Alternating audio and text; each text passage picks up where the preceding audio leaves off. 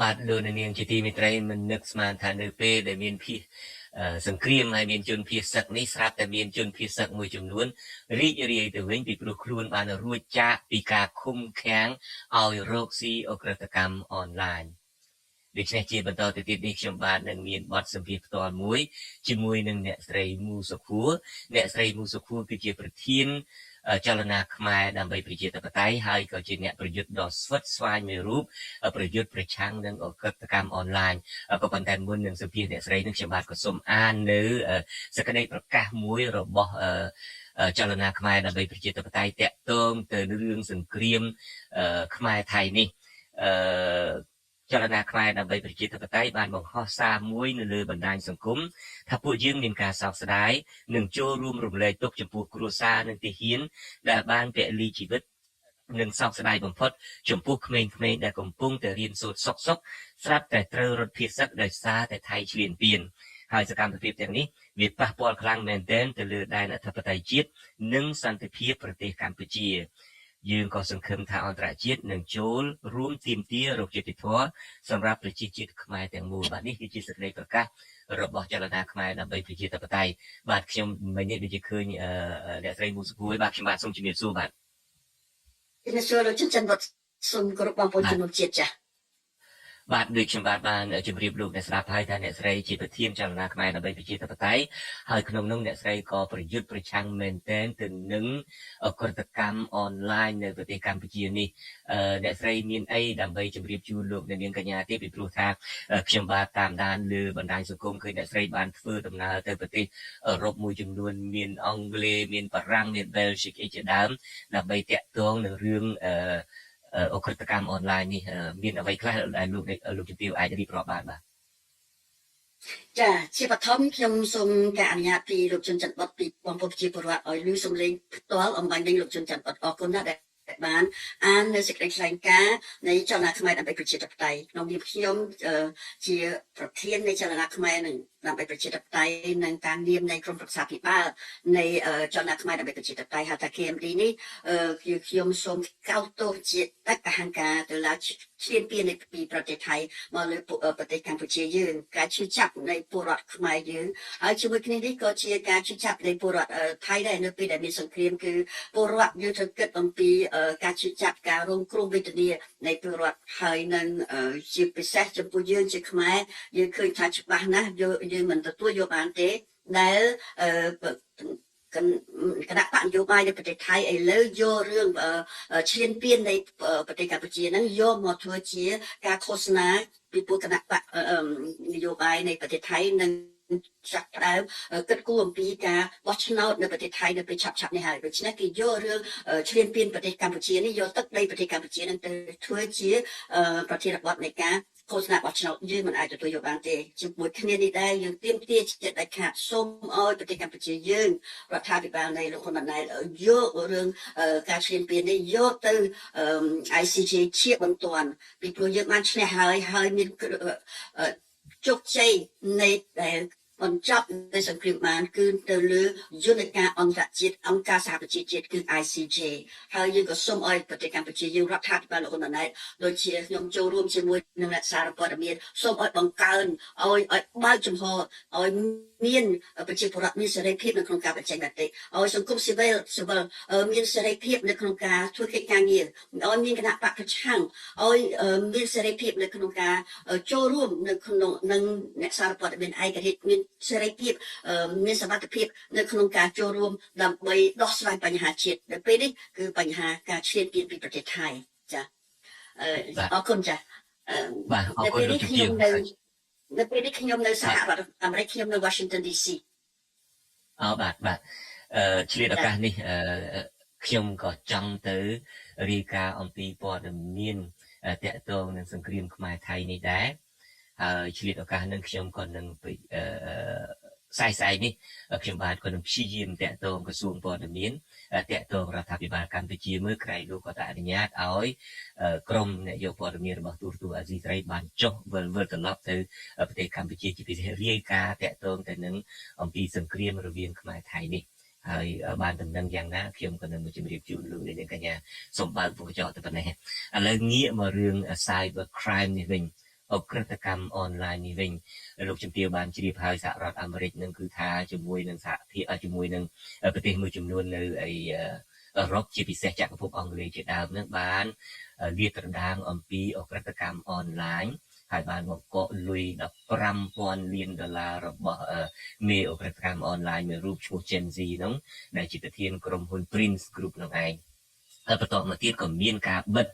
ធនាគារមួយរបស់លោកហ៊ុនតូដែលជាក្មួយបកើតរបស់លោកហ៊ុនសែនហើយនឹងត្រូវជាបងចដូនមួយរបស់លោកនាយករដ្ឋមន្ត្រីហ៊ុនម៉ាណែតនេះផងដែរគឺក្រុមហ៊ុន Hui Won Pay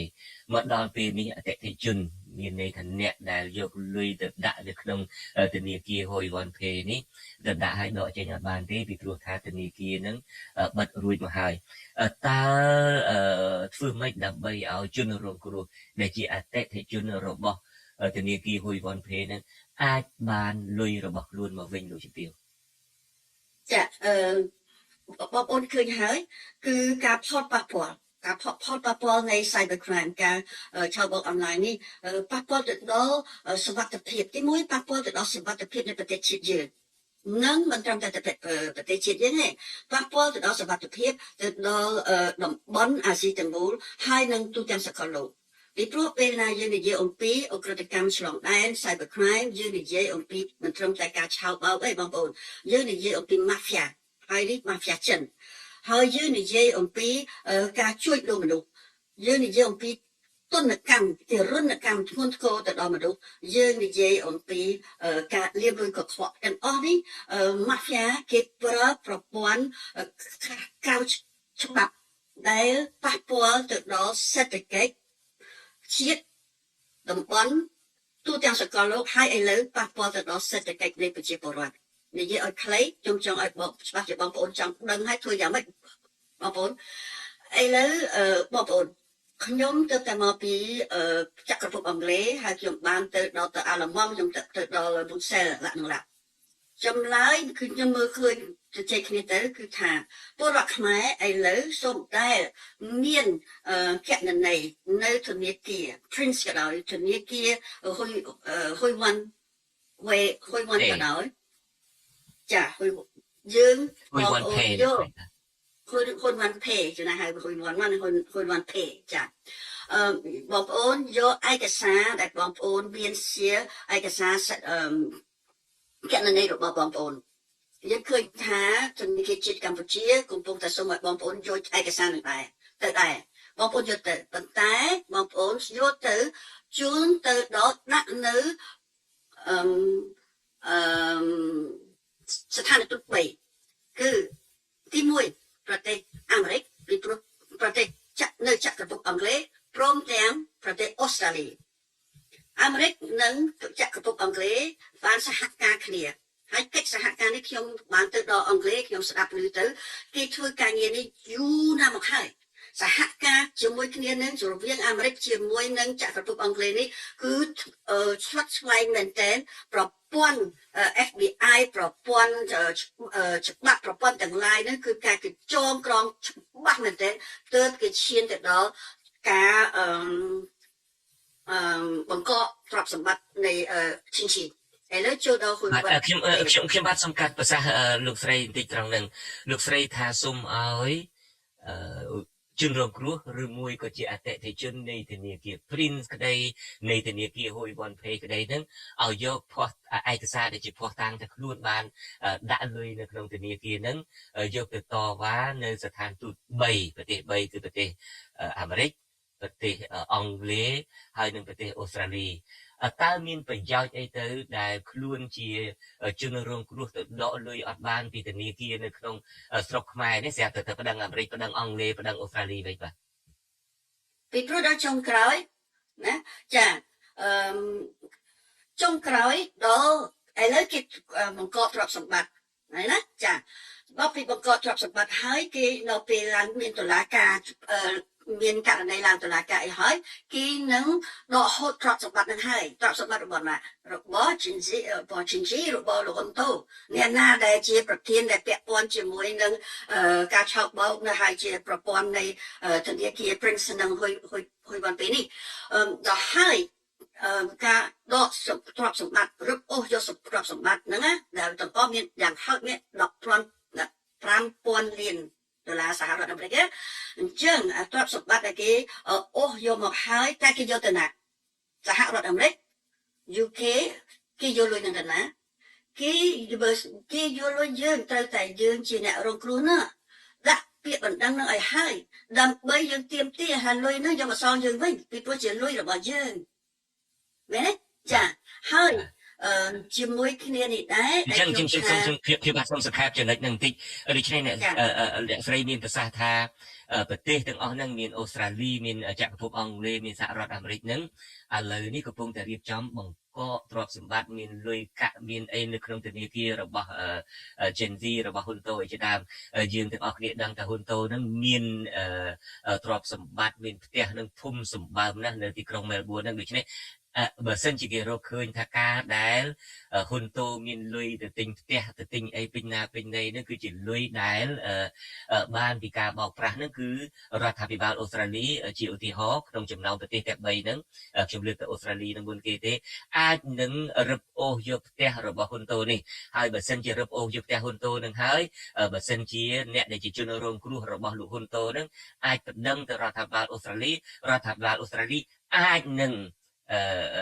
បែងចែកលុយកាក់ដែលគេរឹបអូសបានរបស់ហ៊ុនតូនឹងយកមកឲ្យប្រជាពលរដ្ឋដែលជាជនរងគ្រោះរបស់ធនាគារហ៊ុយវ៉ាន់ពេនឹងវិញបានមិនចឹងអ្នកស្រីបាទចាវាត្រូវចាតាមរបៀបហ្នឹងប៉ុន្តែការងារនេះវាត្រូវស៊ីពេលវេលាយូរបន្តិចហើយនឹងត្រូវការកិច្ចសហប្រតិបត្តិការពីជនរងគ្រោះណាចាចាប់ផ្ដើមពីគេត្រូវការឯកសាររដ្ឋាភិបាលទាំង3នឹងត្រូវការឯកសាររដ្ឋាភិបាលនៃប្រទេសអូស្ត្រាលីមិនទាន់ឈានទៅដល់បង្កកឬមួយឈានទៅដល់បង្កកទេណាឬដាក់លោកហ៊ុនតូនៅក្នុងបញ្ជីខ្មៅទេនេះពួកយើងដែលជាអ្នកតស៊ូមតិដែលយើងដើរស្វាត់ស្វែងលោកចាត់ថាពួកយើងដើរស្វាត់ស្វែងនេះបងប្អូនសហគមន៍ខ្មែរនៅអូស្ត្រាលីក៏ដោយក៏ស្វាត់ស្វែងដែរយើងបានប្តឹងរឿងលោកហ៊ុនតូនឹងច្រើនដងណាស់ហើយណាយើងមានផ្ោះតាងគ្រប់គ្រាន់អាស៊ីសេរីក៏មានផ្ោះតាងគ្រប់គ្រាន់ដែរថាទ្រព្យសម្បត្តិរបស់លោកហ៊ុនតូនៅអូស្ត្រាលីមានកន្លែងណាខ្លះអញ្ចឹងយើងនៅប្រទេសអាមេរិកឥឡូវខ្ញុំនៅប្រទេសអាមេរិក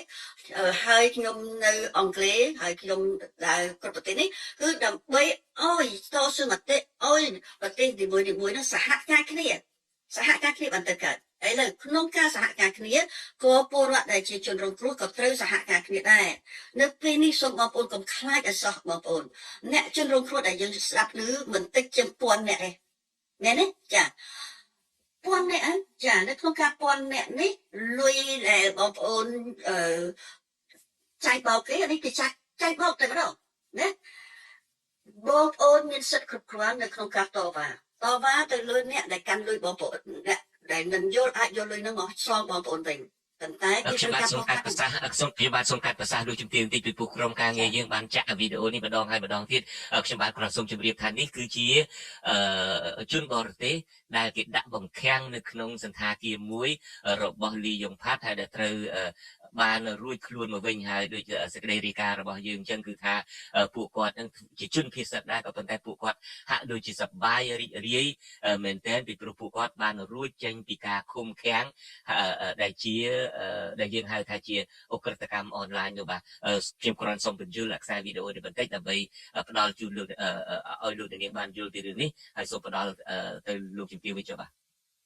ចាអរគុណទៅដែលលោកច័ន្ទបុតបង្ហាញឲ្យ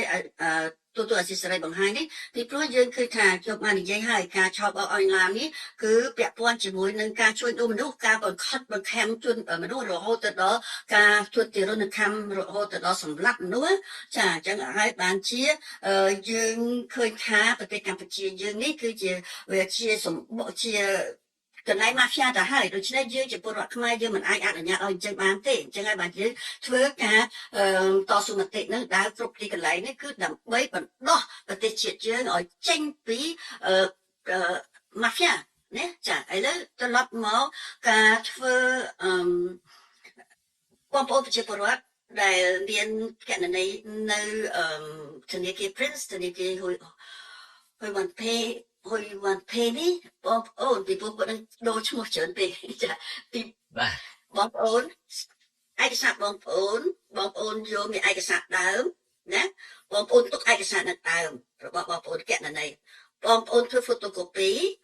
ហើយយកទៅដាក់នៅក្នុងទាំងអស់គ្នាបងប្អូនកុំឲ្យម្នាក់ពីរនាក់គេយកទាំងអស់គ្នា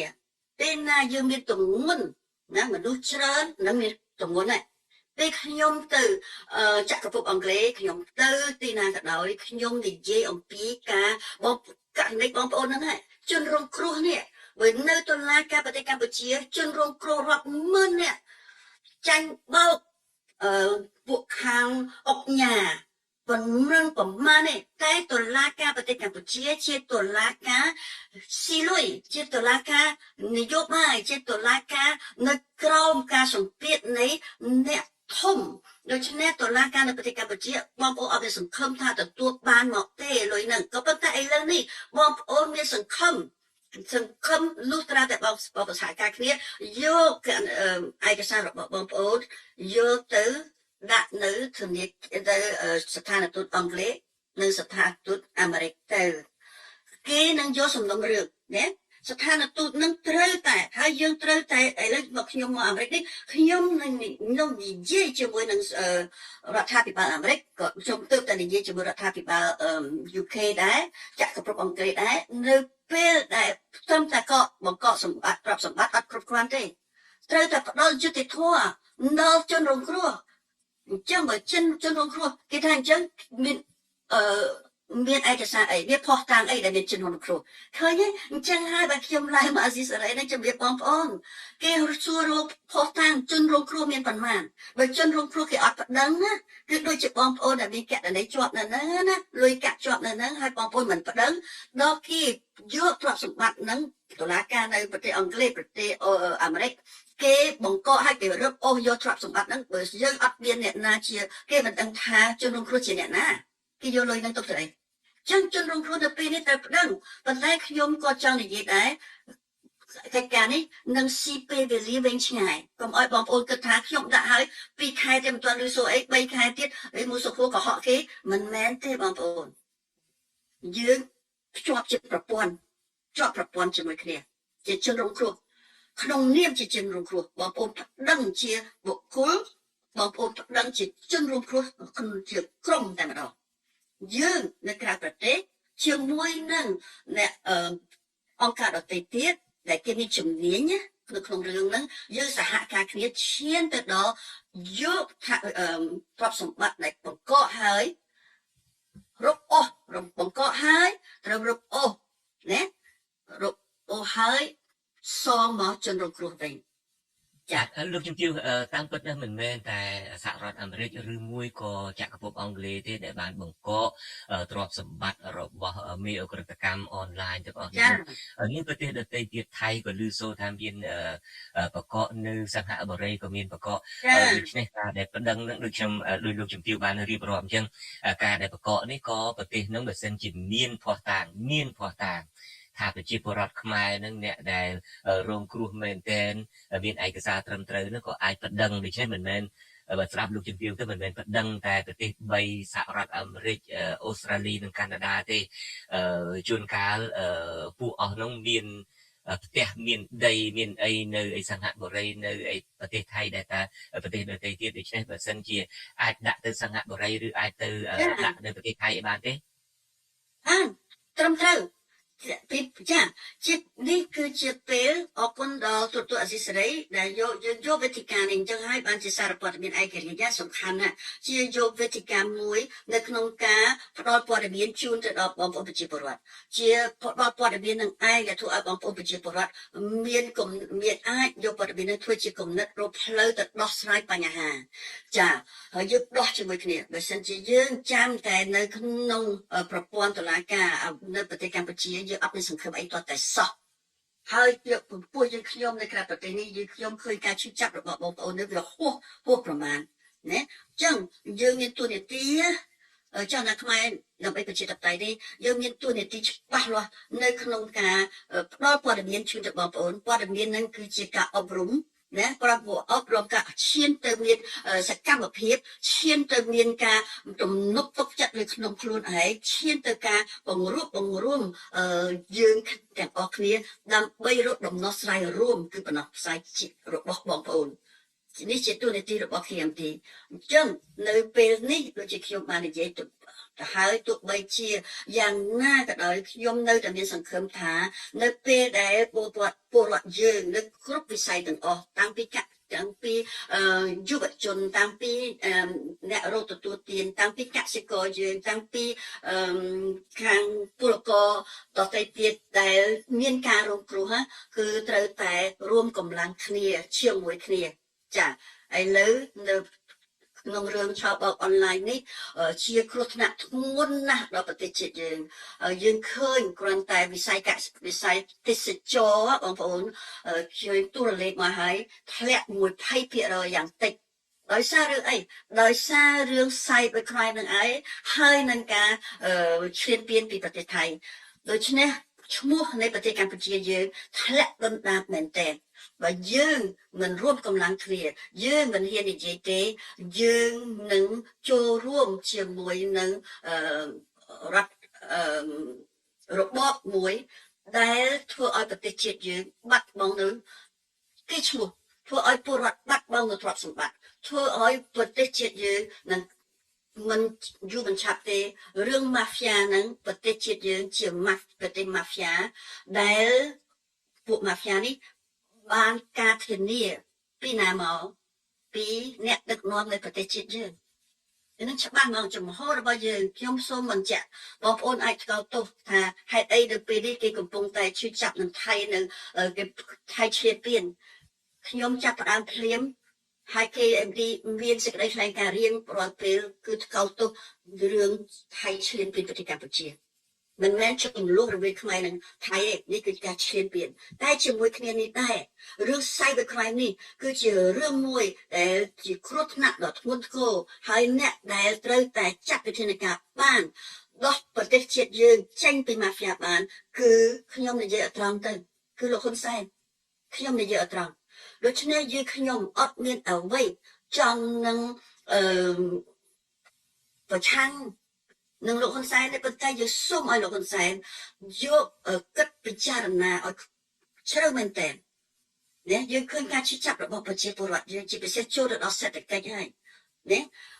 ពលរដ្ឋខ្មែរដែលចេញមកពីរដ្ឋពីប្រទេសថៃជាពលករចំណាក់ស្រុកមកប្រទេសកម្ពុជាសប្តាហ៍ថ្ងៃនេះតើគ្នារស់នឹងអ្វីដែលពីមុនមកធ្លាប់តែបានលុយខ្លះមកពីប្រទេសថៃធ្វើជាពលកររបស់គេជួបតែលំបាកយ៉ាងម៉េចក៏ដោយក៏នៅតែផ្ញើលុយមកឪពុកម្ដាយបានទាំងពលករនៅប្រទេស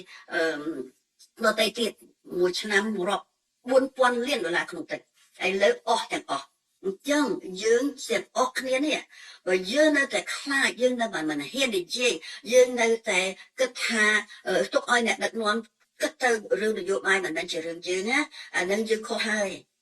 យើងទទួលរងគ្រោះហើយយើងមិនហ៊ាននិយាយណាដូច្នេះចំណាក់ខ្មែរដើម្បីប្រជាធិបតេយ្យនឹងបន្តទៅមុខទៀតបន្តនៅក្នុងការផ្ដល់យោបល់ផ្ដល់ព័ត៌មានហើយនឹងបណ្ដុះបណ្ដាលឲ្យក្មេងជាពិសេសក្មេងចំនួនក្រោយនេះនៅប្រទេសក្រៅនេះដឹងថាប្រទេសជាតិយើងឬគល់របស់ខ្លួននៅឯណាគឺនៅប្រទេសកម្ពុជាយើងនៅមានកិច្ចសហប្រតិបត្តិការជាមួយនឹងទូតអាស៊ីសេរីបន្តទៅទៀតនៅក្នុងការធ្វើមានកម្មវិធីច្បាស់លាស់ឲ្យជួយឲ្យអាស៊ីសេរីជួយមេត្តាផ្ដល់ព័ត៌មានផ្សព្វផ្សាយឲ្យពលរដ្ឋខ្មែរយើងចូលរួមនៅក្នុងការដំណោះស្រាយដើម្បីជាតិបាទអរគុណលោកជំទាវមុននឹងជម្រាបលោកជំទាវខ្ញុំបាទគ្រាន់តែចង់សង្ខេបឡើងវិញអ្វីដែលលោកជំទាវមានប្រសាសន៍នេះទី1គឺចលនាខ្មែរដើម្បីប្រជាធិបតេយ្យគឺថ្កោលទោសការឈ្លានពានពីសំណាក់ថៃមកលើកម្ពុជាហើយចូលរួមក្នុងការរងទុក្ខសោកនេះជាមួយនឹងប្រជាពលរដ្ឋខ្មែរដែរទី2តាក់ទងទៅរឿង Cyber Crime អក្រិតកម្មអនឡាញនេះលោកជំទាវបានអំពាវនាវដល់ប្រជាពលរដ្ឋខ្មែរណាដែលជាជនរងគ្រោះដែលបាត់បង់លុយកាក់អំពីតាក់ទងនឹង Cyber Crime នេះបើសិនជាមានភស្តុតាងមានឯកសារពិតប្រាកដសូមមេត្តាបន្តប្តឹងទាមទារតវ៉ាទាំងជាមួយនឹងរដ្ឋាភិបាលកម្ពុជាផង ជាពិសេសតកតងទៅនឹងរដ្ឋាភិបាលនៃប្រទេសដទៃទៀតដែលបានបង្កកប្រាក់របស់មេអក្រិតជនទាំងនេះមានសហរដ្ឋអាមេរិកមានចក្រភពអង់គ្លេសមានប្រទេសអូស្ត្រាលីសិង្ហបុរីឬថៃនេះជាដើមពីព្រោះប្រទេសទាំងអស់នោះប្រទេសខ្លះបានបង្កកប្រាក់របស់មេអក្រិតជននោះរួចទៅហើយការបង្កកនេះគេមិនអាចយកទៅធ្វើអីបានស្រេចតែនឹងចិត្តទេប្រសិនបើជនរងគ្រោះមានភ័ស្តុតាងជាក់ស្ដែងពិតប្រាកដថានេះគឺជាផ្នែកមួយនៃលុយរបស់ពួកគេរដ្ឋាភិបាលនៃប្រទេសទាំងនោះនឹងអាចនឹងសងមកវិញប៉ុន្តែលោកជំទាវក៏បានបញ្យល់ប្រាប់ពីដំបូងដែរថាវាជារឿងមួយដែលត្រូវការពេលវេលាវែងឆ្ងាយនីតិវិធីនឹងត្រូវការវែងឆ្ងាយមែនទែនទម្រាំនឹងសម្រាប់ផលប៉ុណ្យ៉ាងណាក៏ដោយចុះយើងអស់ប្រាក់ទៅហើយធ្វើប្រសើរជាងមិនធ្វើបាទនេះជាចំណុចដែលលោកជំទាវមានប្រសាសន៍ទី2ហើយទី3លោកជំទាវក៏ចង់ឲ្យមានសារព័ត៌មានឯករាជ្យដើម្បីជួយផ្សព្វផ្សាយព័ត៌មានដែរបាទនេះជាសង្ខេបខ្លីប៉ុណ្ណឹងខ្ញុំបាទសូមអរគុណលោកជំទាវមែនទែនហើយមិនទាន់បានសួរផងលោកជំទាវអញ្ជើញមកសហរដ្ឋអាមេរិកនេះមកមានបេសកកម្មអីដែរធ្វើបាត់លោកជំទាវជាអ្នកអាមេរិកក៏ដោយចុះប៉ុន្តែឃើញប្រហែលអាទិត្យមុនឃើញនៅរកពីនោះសោះបកមកវិញមែនទែនឬមកក៏បកមកយ៉ាងខ្លីមកមែនទេចាចំណាខ្មែរដើម្បីប្រជាធិបតេយ្យយើងឃើញទៅជួបនឹងអ្នកតំណាងរាស្ត្រជួបនឹងរដ្ឋាភិបាលណាធំនៅគ្រប់ទីកន្លែងទាំងអស់អ្នកដោយសារហើយដល់ពេលនេះខ្ញុំមកចូលជាមួយនឹងការជំនួបមួយដ៏សំខាន់មានទាំងតំណាងរាស្ត្រប៉ុន្តែអ្វីដែលជាការសំខាន់ហ្នឹងណាគឺយើងឃើញចង់ឲ្យជួយការអំពាវនាវឲ្យពលរដ្ឋខ្មែរជាពិសេសយុវជនខ្មែរដែលកើតនៅក្រៅប្រទេសណាចូលរួមជាមួយចលនាខ្មែរដើម្បីប្រជាធិបតេយ្យដើម្បីឲ្យយើងអាចចូលក្នុងនាមជាខ្មែរ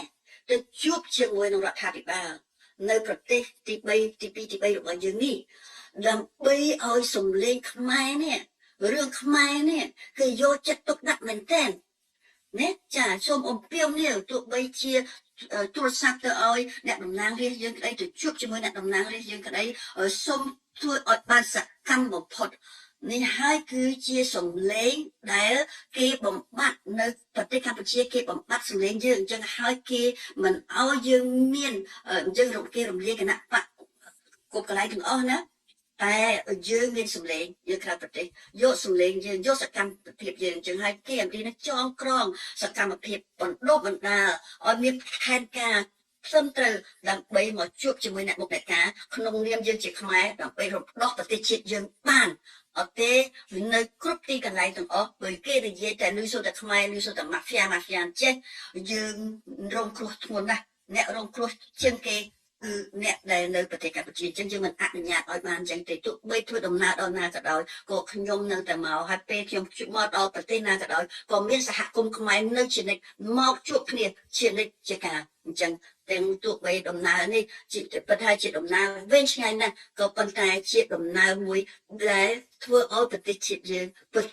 ជាពលរដ្ឋយើងបានសន្តិភាពពិតប្រាកដដែលយើងចង់បានពិតប្រាកដជាសន្តិភាពពិតប្រាកដ